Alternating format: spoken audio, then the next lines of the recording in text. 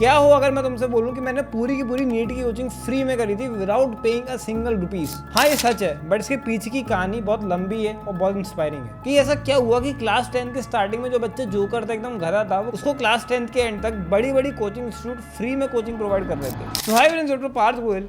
And तुम्हें जो भी लगता होगा ना कि यार मैं बहुत पढ़ने वाला हूँ, कि मैंने ना डॉक्टर हूँ, आज एडवांस भी क्लियर किया, नीट भी क्लियर किया, बट ऐसा कभी भी नहीं था। मैं एक बहुत बेवकूफ़ बच्चों की गिनती में आता था एंड लोगों की मेरे से कोई एक्सपेक्टेशन नहीं थी कि मैं अपनी लाइफ में कुछ कर पाऊंगा। बट फिर ऐसा क्या हुआ कि क्लास 10 में मैंने कुछ ऐसा किया, कुछ ऐसा बदला अपनी लाइफ के अंदर कि मुझे फ्री की कोचिंग मिलने लगी थी नीट की तैयारी के लिए, जेई की तैयारी के लिए। एंड तुम यकीन नहीं करोगे, ये सब सच है। एंड मुझे भी नहीं हुआ था जब ऐसा हुआ था। आज मैं तो अपनी कहानी बताने वाला हूँ कि क्लास 10 में मैंने ऐसा क्या बदला अपनी पढ़ाई के रूटीन में। एंड अगर तुम एक नीट एस्पिरेंट हो, जेई एस्पिरेंट हो, या कोई भी एस्पिरेंट हो, कोई भी पर्सन हो जो किसी भी कॉम्पिटेटिव एग्जाम की तैयारी कर रहा है, या इवन स्कूल स्टूडेंट हो, तो तुम्हें ये वीडियो देखना बहुत जरूरी है। क्योंकि तुम्हें यहाँ पता चलेगा कि कैसे मैं एक जोकर से एक टॉपर में कन्वर्ट हुआ था केवल 1 साल के अंदर। तो देखो, कहानी कुछ इस तरीके से स्टार्ट होती है कि जब मैं क्लास 9th में था ना, तब मैं एक एवरेज सा बच्चा था। स्कूल में एक एवरेज मार्क्स आते थे एंड मुझसे ज्यादा एक्सपेक्टेशन नहीं थी लोगों की कि मैं डॉक्टर या इंजीनियर बन पाऊंगा या मैं कुछ भी कर पाऊंगा अपनी लाइफ में। मुझसे लोग यही बोलते थे कि तो अपने पापा का बिजनेस संभालना।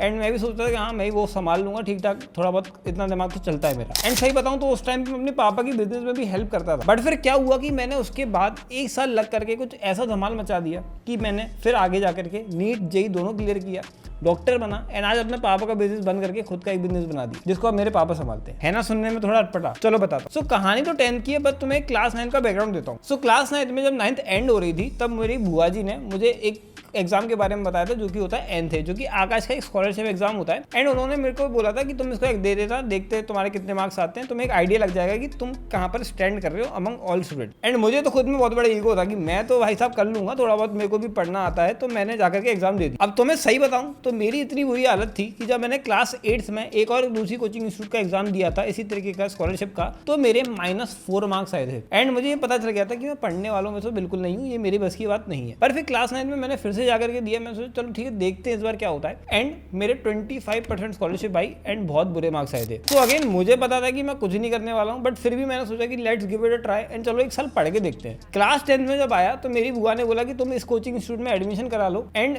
मेरे पापा का भी कहना था कि यार पता नहीं क्या होगा, क्योंकि मैं अभी तक पूरा सेल्फ स्टडी करता था। मैं बस स्कूल जाता था, घर पे पढ़ता था, सो जाता था, ये मेरा शेड्यूल होता था। मैं किसी कोचिंग में नहीं जाता था क्लास 9 तक।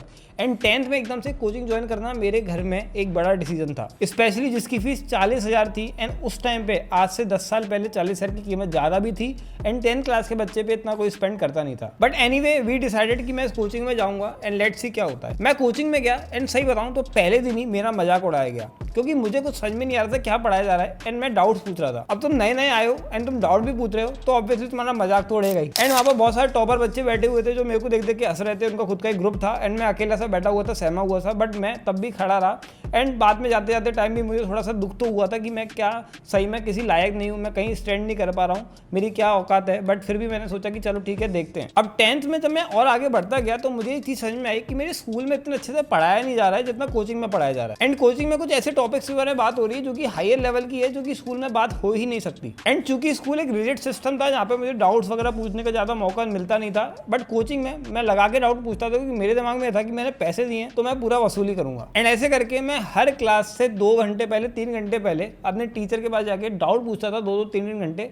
एंड उनका दिमाग खा जाता था। बट मेरे को ये पता था कि मेरे जब तक डाउट क्लियर नहीं होंगे तब तक मुझे समझ में नहीं आएगा, जब तक मैं आगे बढ़ ही नहीं पाऊंगा। एंड इस तरीके से अपने दिमाग के अनाप शनाप ख्याल जो भी मेरे को आता था सब मैं अपने टीचरों से पूछ लेता था, भले वो मेरा कितना मजाक उड़ाए, भले वो कुछ भी कहें मेरे बारे में। बट मुझे पता था कि इनको पैसे मिले मेरे डाउट क्लियर करने के लिए, एंड मैंने पैसे दिए अपने डाउट क्लियर करवाने के लिए। सो इसी तरीके से लगभग 3-4 महीने चलता रहा। एंड मैं डेली 3-3 घंटे क्लास के पहले चले जाता था एंड डाउट पूछता था एंड एक एक चीज क्लियर कराता था। फिर धीरे धीरे मुझे कॉन्फिडेंस बनने लगा, मेरे क्लास में क्वेश्चन सॉल्व होने लगे एंड मैं धीरे धीरे अच्छे मार्क्स भी लाने लगा कोचिंग के अंदर। मैं कई बार टॉप 3 इवन टॉप 1 पे भी आया, बहुत कम चांसेस होते थे बट आया। एंड मेरा कॉन्फिडेंस एक बूस्ट हुआ कि हाँ यार मैं भी पढ़ सकता हूँ, मैं भी अच्छा मार्क्स ला सकता हूँ। अब ऐसे करते करते लगभग 6-7 महीने हो गए थे एंड फिर से वो एग्जाम आता है एनसीए का, जो कि मैंने पहले क्लास 9th में दिया था। तो मैं फिर से वो एग्जाम देता हूँ एंड इस बार तुम मानोगे नहीं, मेरे साथ एक बहुत बड़ी चीज़ होती है। मैं अच्छे से प्रिपेयर करके जाता हूँ, सब अच्छे से लगा के जाता हूँ 10th क्लास का। एंड जब मैं एग्जाम में बैठता हूँ तो मुझे कुछ क्वेश्चंस हार्ड लगते हैं एंड मुझे लगता है कि शायद ये मेरा होने नहीं वाला इस बार भी, शायद इस बार भी मेरे बहुत कम मार्क्स आएंगे एंड फिर से मेरी बेइज्जती होगी। बट अगेन मैं लगा रहता हूँ एंड रिजल्ट वाला दिन मेरे लिए बहुत चौंकाने वाला दिन होता है। जिस एग्जाम में मेरी पिछली बार 20 से 25% स्कॉलरशिप भी आई थी एंड बहुत पीछे मेरे कई मार्क्स आए थे, इस बार मेरी EIR 92 आई थी एंड मुझे 100% स्कॉलरशिप मिली थी। एंड ऊपर से मेरी कोचिंग के जो HODs थे, जो टॉप लेवल फैकल्टीज थे, वो मेरे घर मेरे पापा को 10,000 रुपए का चेक देने आए थे। एंड एक साल के अंदर इतना क्रेजी इंप्रूवमेंट मैं खुद नहीं सोच सकता था कि हो भी सकता है या नहीं। एंड तुम यकीन नहीं मानोगे, मेरी कोचिंग से केवल 3 ही बच्चे थे जिन्होंने ये चीज करी थी, उनमें से मैं एक था। उस रिजल्ट में साफ साफ लिखा था कि मेरे को नीट का 2 ईयर का ऑफलाइन प्रोग्राम फ्री में दिया जा रहा है एंड साथ में कैश अवार्ड भी दिया जा रहा है एंड मैं OG टॉपर बन चुका था अपने कोचिंग का। तो भैया क्या हम भी एग्जाम दे सकते हैं? हमें भी 100% स्कॉलरशिप मिलकर हमें भी क्या कैश अवार्ड मिल सकता है? बिल्कुल हाँ, अगर तुम पढ़ने में अच्छे हो तो तुम्हें एग्जाम जरूर दो एंड नहीं भी हो तो भी तुम एग्जाम देके अपनी लेवल पता कर सकते हो कि तुम किस लेवल पे ऑल इंडिया में स्टैंड कर रहे हो। एंड चांस की बात यह है कि जब मैं वीडियो बना रहा हूँ तब ये एग्जाम अभी आकाश ने अनाउंस किया है। सो ये एग्जाम है nth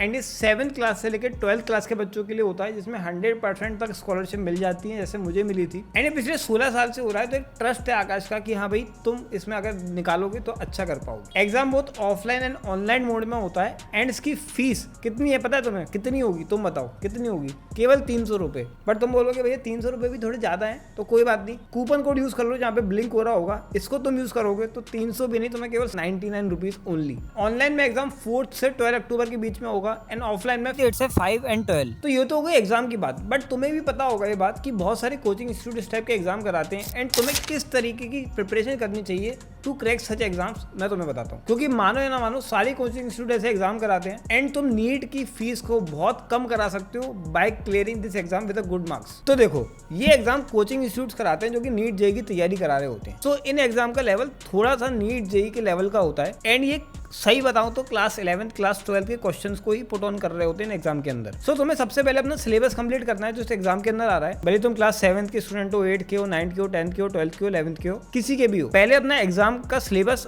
नॉर्मल कंप्लीट करो अपनी NCERT की किताब से एंड उसके बाद जो जो टॉपिक्स आ रहे हैं उनका एडवांस लेवल भी लगाओ from any coaching module, preferably जिस भी कोचिंग का तुम एग्जाम दे रहे हो उसी की मॉड्यूल लगाओ and with it do the previous year papers of such exam. मतलब कि nth अगर तुम देने जा रहे हो तो nth के पिछले 5 साल के पेपर ढूंढ लो, तुम्हें ऑनलाइन मिल जाएंगे एंड उन्हें लगाओ। तुम्हें समझ में आ जाएगा किस पैटर्न के क्वेश्चन इसमें आते हैं एंड फिर तुम्हें इस एग्जाम को बहुत अच्छे से क्लियर कर पाओगे, अच्छे मार्क्स भी आ जाएंगे तुम्हारे एंड अच्छी खासी स्कॉलरशिप भी उठा पाओगे। क्या पता तुम 100% स्कॉलरशिप उठा लो यानी कि बड़ी कोचिंग में फ्री में पढ़ पाओ जैसे मैंने किया था। तो भैया फिर आपने एग्जाम दिया, एग्जाम आपका क्लियर हो गया, फ्री की स्कॉलरशिप उठा लिया आपने, तो फिर 2 साल आपने क्या किया? पढ़ाई करी या टाइम पास किया? दोस्त बहुत पढ़ाई करी एंड उसके बाद नीट क्लियर किया with all India record 223 and साथ में एडवांस भी क्लियर किया। तो इसलिए यार तुम्हें खुद पे फोकस मारना है एंड लग जाओ, क्योंकि ये तुम्हारे 3 साल होते हैं ना, 10th 11th 12th, अगर तुमने सही से रगड़ के मेहनत कर ली तो तुम्हारी लाइफ सेट है, ये पक्का है।